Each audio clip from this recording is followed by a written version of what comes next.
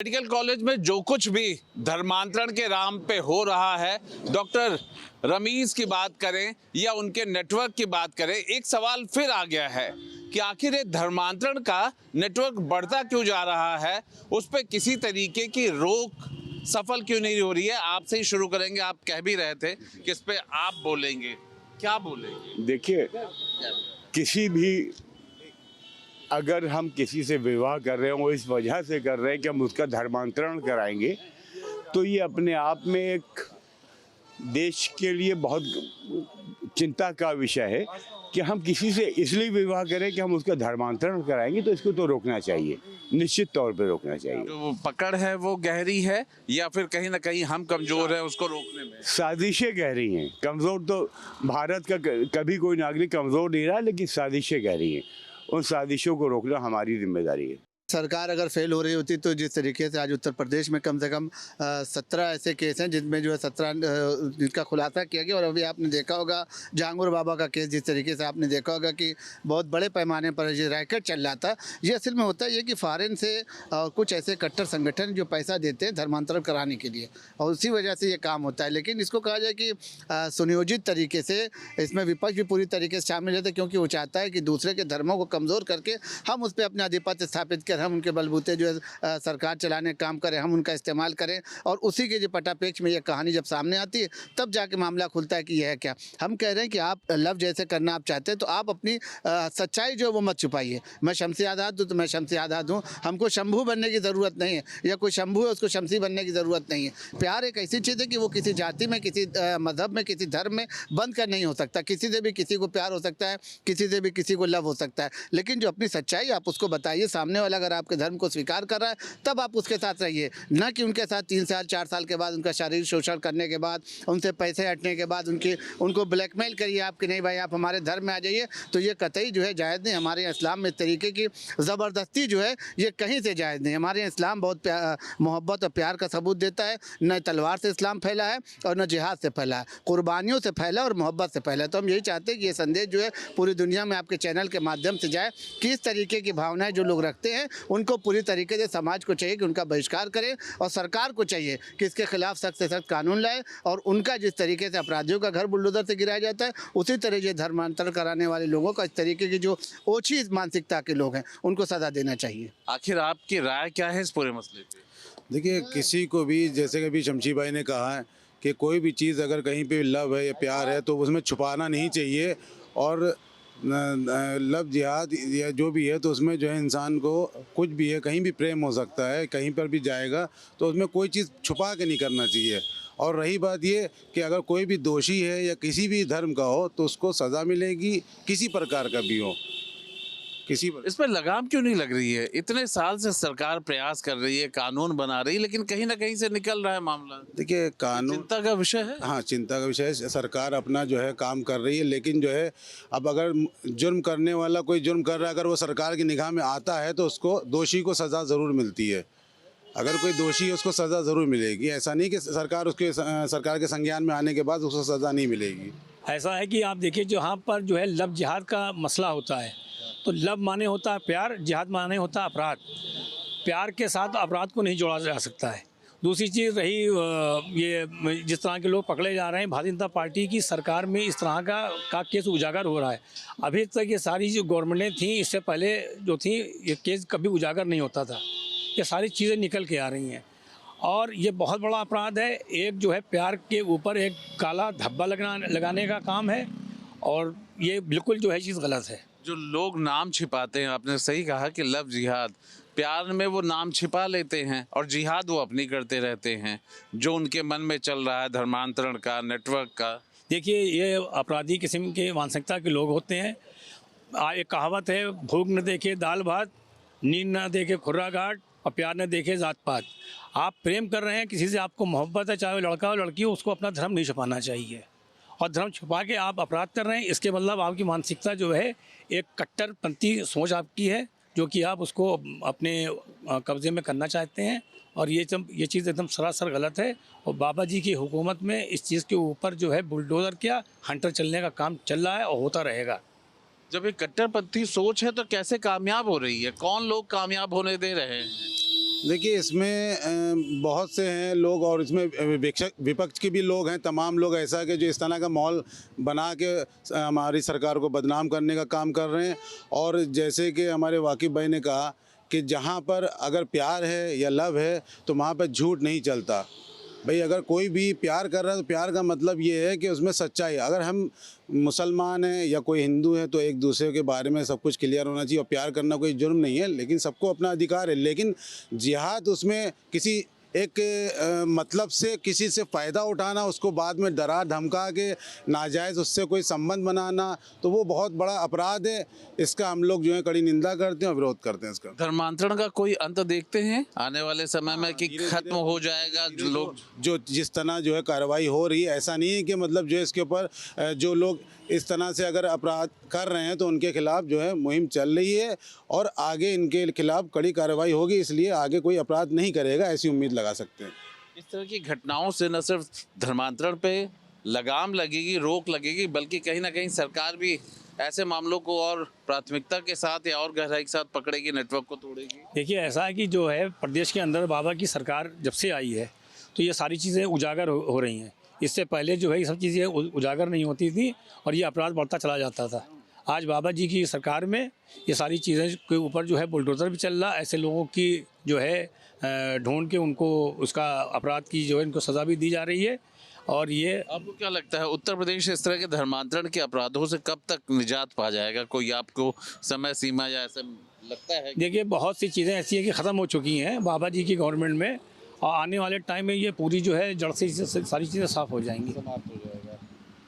लोग क्या कह रहे हैं वो आप सुन रहे हैं।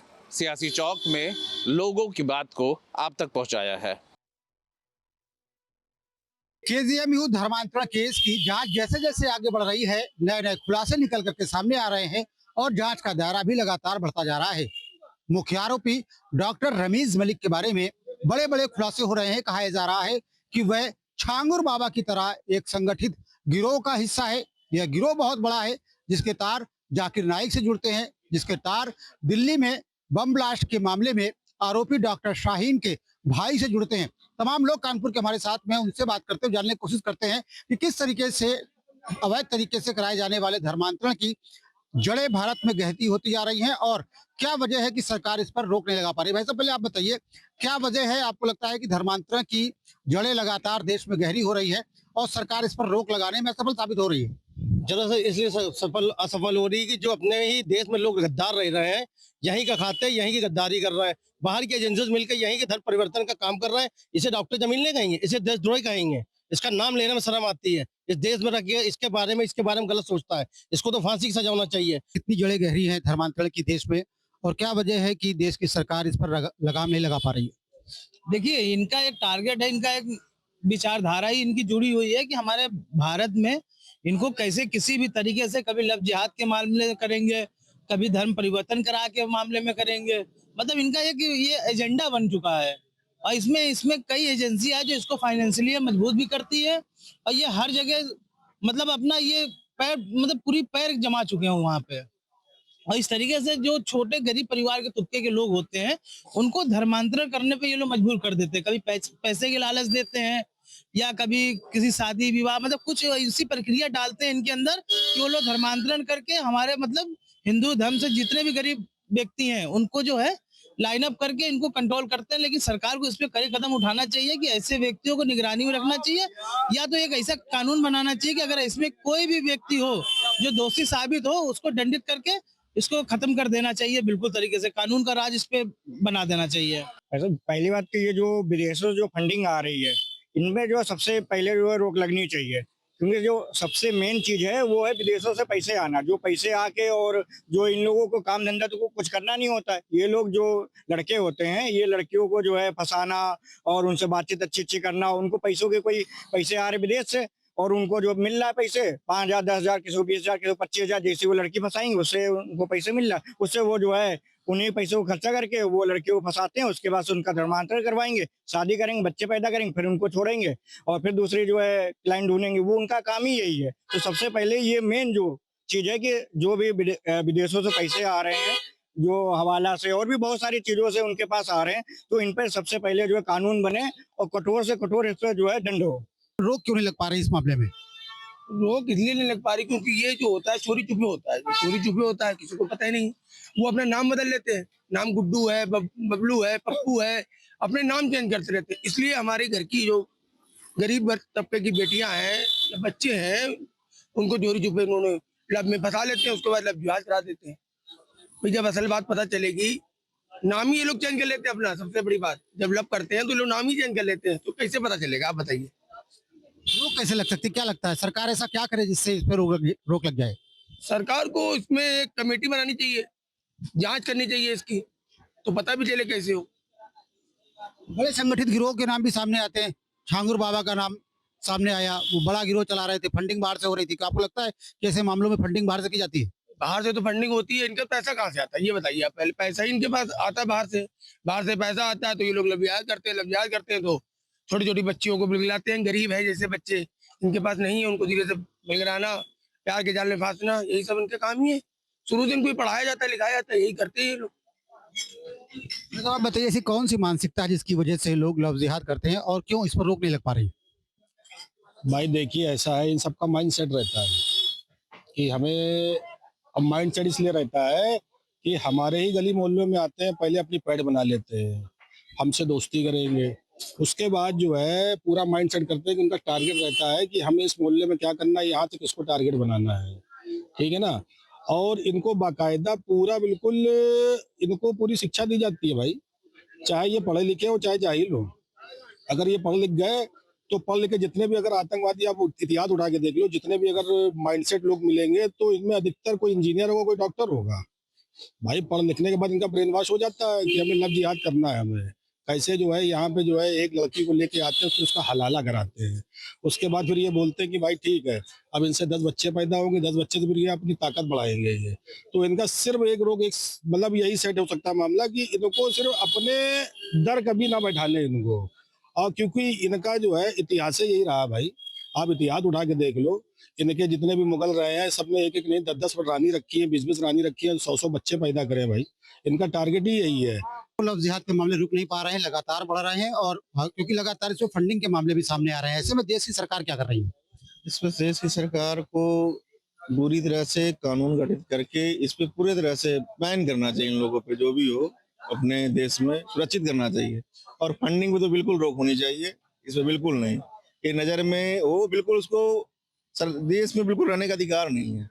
भाई हम इस देश में रह रहे हैं और देश में हम गद्दारी करें तो मतलब नहीं बनता है इन लोग। ये देश की मौजूदा सरकार अच्छा काम कर रही, लगातार ऐसे मामले सामने आ रहे हैं। कुछ और इसमें कड़ाई होनी चाहिए और तत्काल होनी चाहिए इस पे, कहीं भी हो, कानपुर हो या दिल्ली हो या कहीं भी नियम हो रहा हो, तो मतलब इसमें नहीं होनी चाहिए, कानून होनी चाहिए इस पे। तो कानपुर के तमाम लोग हैं जिन्होंने बेबाकी से अपनी राय रखी। तमाम लोगों का कहना यही है कि तमाम ऐसे लोग जो अपने धर्म का प्रचार प्रसार करना चाहते हैं वो लव जिहाद का रास्ता अपनाते हैं। तमाम लोग ऐसे हैं जो जिहाद को ही अपना रास्ता मान लेते हैं और इसके लिए वे कुर्बान होने को भी तैयार रहते हैं। यही वजह है कि वो अपना उद्देश्य लव जिहाद और धर्मांतरण को मान करके चलते हैं और इस गतिविधि को लगातार अंजाम देते रहते हैं। सियासी चौक के इस खास कार्यक्रम में आज हम हैं धर्मनगरी काशी में और आज बात हो रही है केजीएमयू में जिस तरीके से धर्मांतरण के केस आगे बढ़ते जा रहे हैं और ये केस यहाँ तक पहुँच गया कि डॉक्टर रमीज, जिसके चैट से ये भी खुलासा हुआ है कि किस तरीके से धर्मांतरण की पूरी गाथा लिखी जा रही थी और सिर्फ धर्मांतरण नहीं बल्कि इन लोगों के जो तार है वो दिल्ली बम ब्लास्ट से भी जुड़े हुए हैं। तो आखिर सरकार की इतनी कड़ाई के बाद भी धर्मांतरण के मामले कैसे तेज़ी से बढ़ रहे हैं? सीधे चलते हैं हम वाराणसी के विद्वानों के पास, उनसे पूछते हैं। जिस तरीके से धर्मांतरण के केस लगातार बढ़ते जा रहे हैं, केजीएमयू का अगर बात देखें तो किस तरीके से लगातार धर्मांतरण की जड़ जो है वो दिखाई दे रही है। लगातार सरकारें इसके प्रति कठोर है पर फिर भी धर्मांतरण के केस आगे बढ़ते जा रहे हैं। क्या लगता है आपको? सबसे पहले तो आप सभी लोगों को राम राम। आप काशी में हैं, आपको बता दूं कि आपने ये जो धर्मांतरण का चर्चा किया है यह हमारे समाज में एक कैंसर की तरफ फैल चुका है। और मैं और क्या कहूँ, काशी धर्म की नगरी है। काशी में भी बहुत बड़ी संख्या में धर्मांतरण हो रहे हैं और हम लोग नित्य उसको रोकने का प्रयास कर रहे हैं। धर्मांतरण यदि नहीं रोका गया तो कहते हैं धर्म से संस्कार की रक्षा होती है और संस्कार से मनुष्य की और मनुष्य से समाज की रक्षा होती है।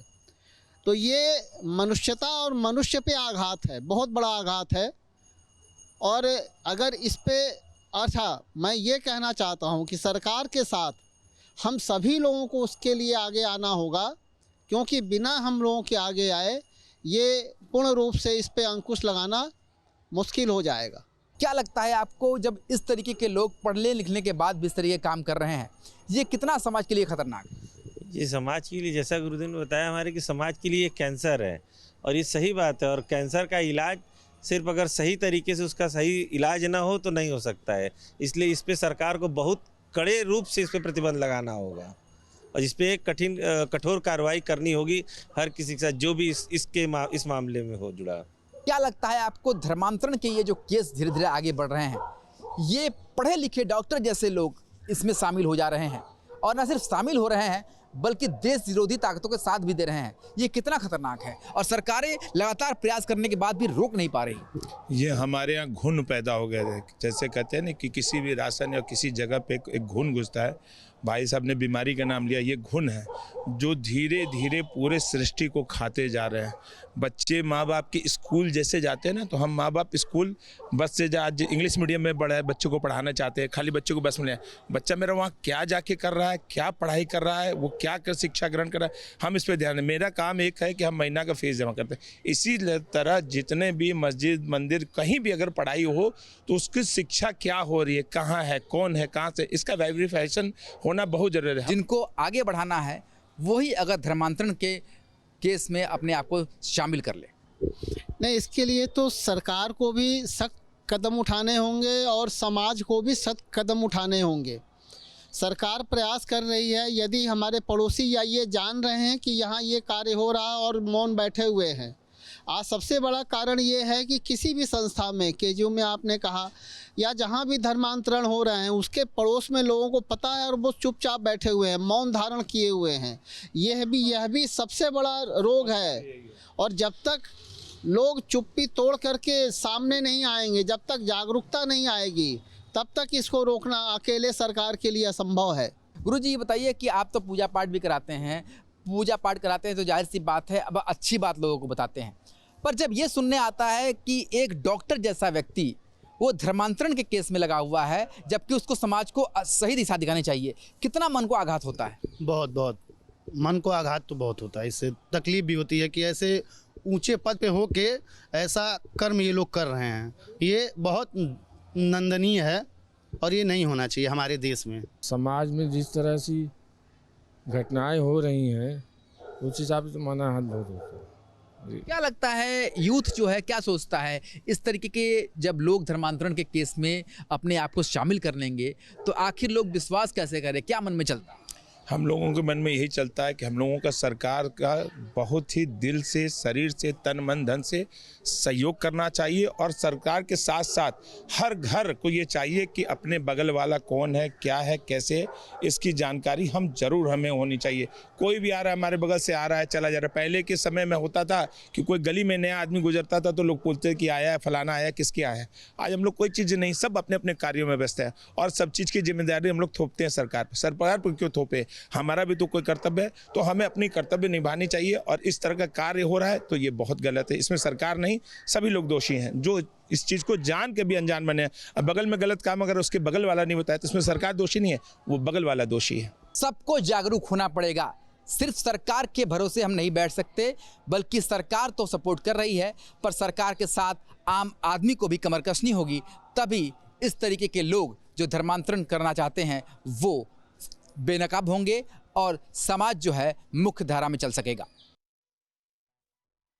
उत्तर प्रदेश की बात करें तो धर्मांतरण केस को लेकर सरकार सख्त हो चुकी है, लेकिन अब सियासी चौक पर हम मौजूद हैं और यहाँ पर हमारे साथ में जनता भी है। इन्हीं लोगों से एक एक करके बातचीत करने का प्रयास करेंगे कि आखिर कहाँ तक धर्मांतरण का जड़ फैला हुआ है और धर्मांतरण हो रहा है तो इस पर सरकार सख्त क्यों नहीं हो रही है। आखिर कैसे अभी भी धर्मांतरण केस फैल रहा है। ये हमारे देश के लिए आने वाले भविष्य के लिए बहुत बड़ा खतरा है और इसकी जड़ें जो हैं विदेशों से जुड़ी हुई हैं। सऊदी अरब, दुबई और कई इस्लामी मुल्कों से, बांग्लादेश से इसकी जड़ें जुड़ी हुई हैं और एक जानबूझकर भारत का डेमोग्राफी बदलने के लिए ऐसा कार्य करवाया जा रहा है, जिसके लिए लोगों को लालच दिया जा रहा है, पैसे खर्च किए जा रहे हैं और जहां पर हिंदू अल्पसंख्यक हैं वहां पर उनको दबाव बना करके उनका धर्मांतरण करवाया जा रहा है। धर्मांतरण की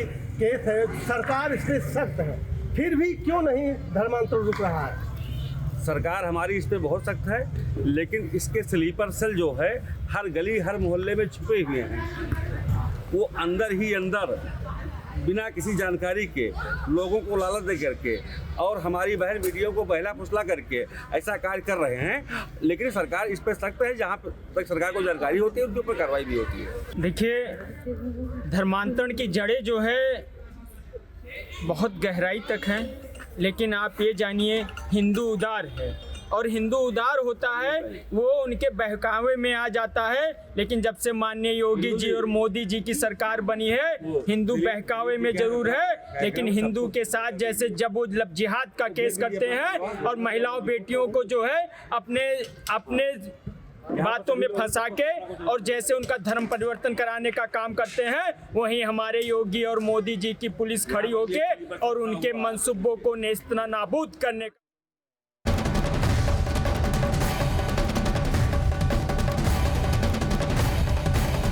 आपके मोबाइल पर तुरंत आएगी ब्रेकिंग न्यूज। स्क्रीन पर सबसे पहले दिखेगी बड़ी खबर, देश दुनिया की हर खबर एक जगह। अब आपके मोबाइल पर तुरंत फटाफट इंस्टॉल कीजिए न्यूज़ नेशन ऐप और रखिए खुद को अपडेट।